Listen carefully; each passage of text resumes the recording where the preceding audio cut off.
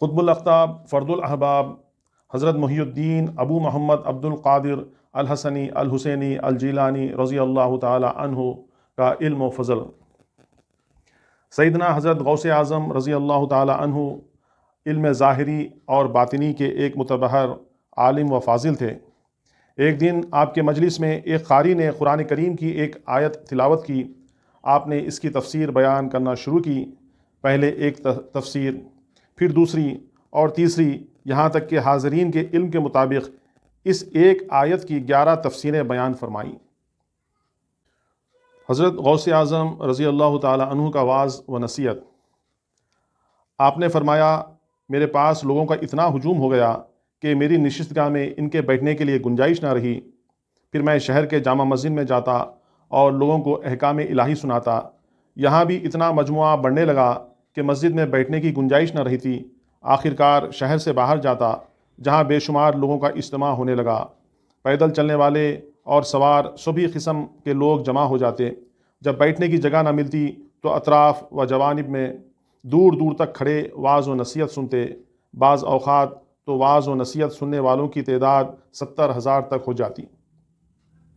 آپ کی مجلس وعظ میں 400 اشخاص قلم دوات لیے آپ کی نصیحتیں قلم بند کرتے رہتے تھے۔ آپ نے فرمایا کہ ابتدائی زمانے میں سرور عالم صلی اللہ تعالی علیہ وبارک وسلم اور سیدنا حضرت مولا علی المرتضیٰ کرم اللہ تعالی وجہ الکریم کو میں نے خواب میں دیکھا، جنہوں نے مجھے وعظ کرنے کا حکم دیا اور میرے منہ میں اپنا لعاب دہن ٹپکایا اور مجھ پر ابواب سخن کھول دیے۔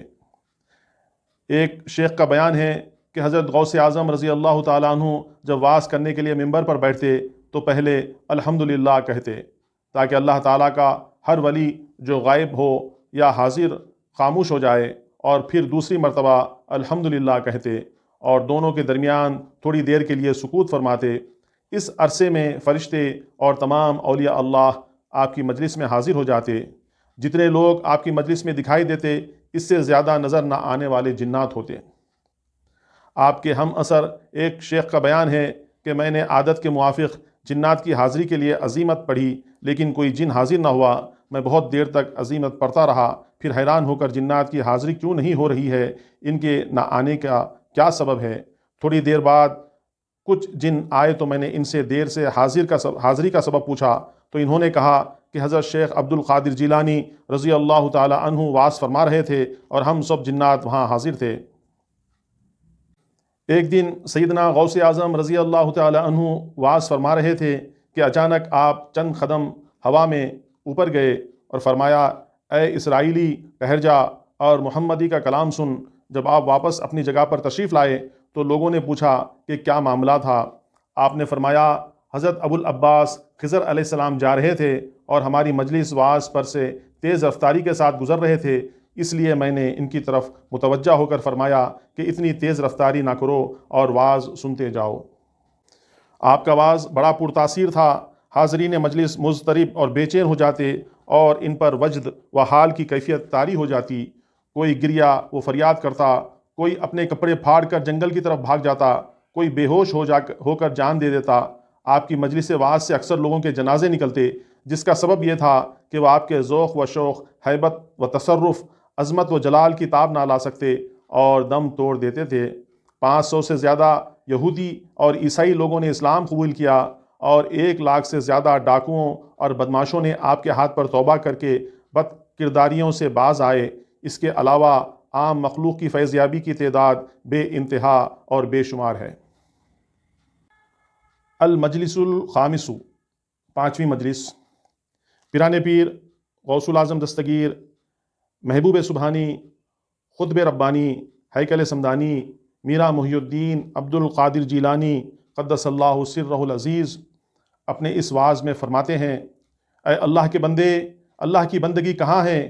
تو حقیقی بندگی اور سچی غلامی کو اختیار کر اور اپنی تمام ضروریات میں کفایت خدا کو ہی کافی سمجھ۔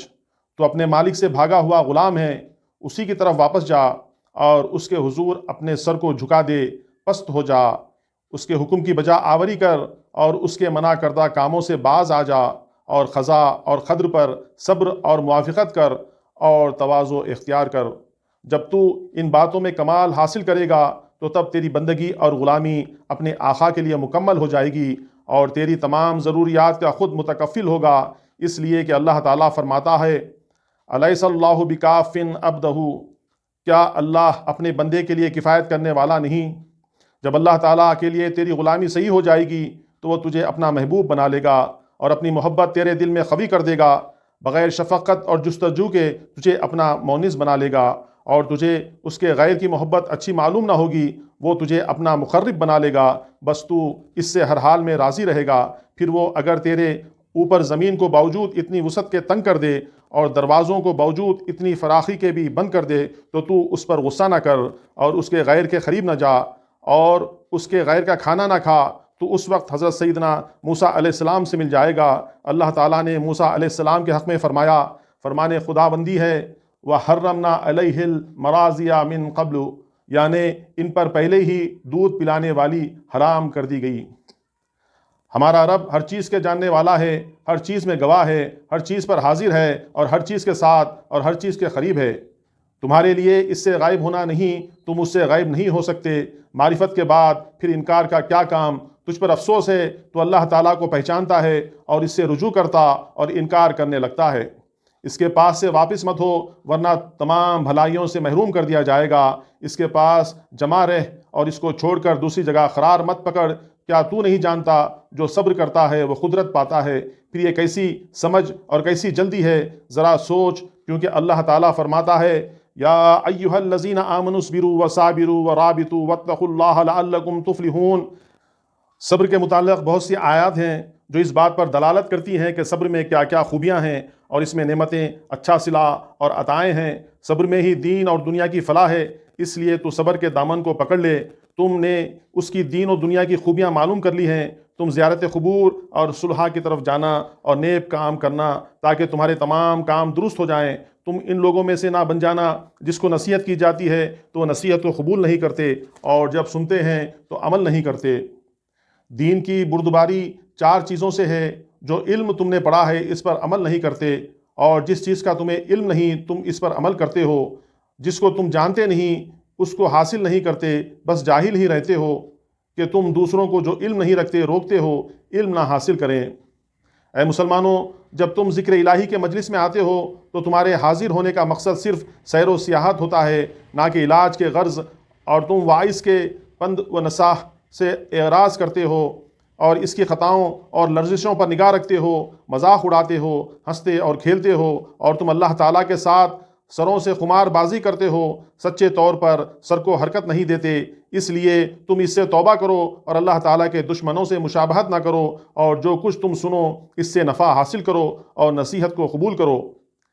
اے اللہ کے بندے، تو اپنی عادت کا قیدی بن گیا ہے، تو رزق طلب کرنے اور سبب کے ساتھ ٹہر جانے اور اسباب کو پیدا کرنے والے کو بھول جانے اور ترک توکل کے ساتھ مقید ہو گیا ہے۔ اس لیے تو از سر نو عمل کر اور اس میں اخلاص پیدا کر، کیونکہ اللہ تعالیٰ کا فرمان ہے وما خلقت الجن والانس الا لیعبدون، اور میں نے جن اور آدمی اس لیے بنائے کہ میری بندگی کریں۔ ان کو ہوس کے لیے پیدا نہیں کیا، کھیل کود کے لیے پیدا نہیں کیا، کھانے پینے، سونے اور نکاح کرنے کے لیے پیدا نہیں کیا۔